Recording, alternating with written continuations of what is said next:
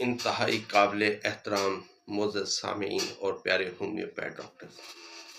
असल में हम क्लिनिकल प्रैक्टिस के अंदर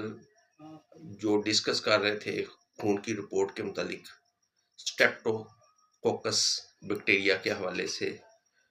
तो हमने दो चीज़ों का डिस्कस किया था कि उसके इस्तेमाल करने से उसके बैक्टीरिया के जिस्म के अंदर बहुत ज़्यादा मकदार बढ़ जाने की वजह से जो अलामात जिस्म के अंदर पैदा होती हैं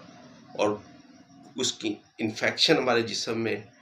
किन अलामात को ज़हर करती हैं, तो डिस्कस कर रहे थे उनमें जोड़ों का दर्द, फिर गले की सोजिश और तीसरे गुर्दे के अंदर इन्फेक्शन। आज हम जिस अलामात पे डिस्कस करना चाह रहे हैं वो है कि जब ये जरासीम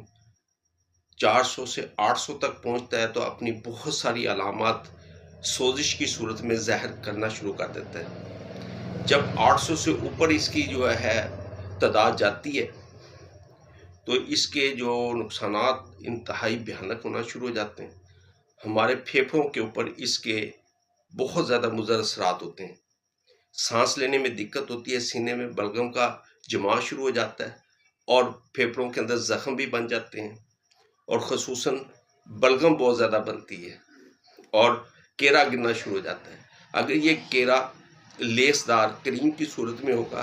तो हमारे पास बहुत ज़बरदस्त दवाई है हेपाटिका। अगर यही बलगम जो है पीले रंग की हो और बहुत ज़्यादा सोजिश का बायस बने तो उसके लिए दवाई हमारे पास हाइड्रास्टस है।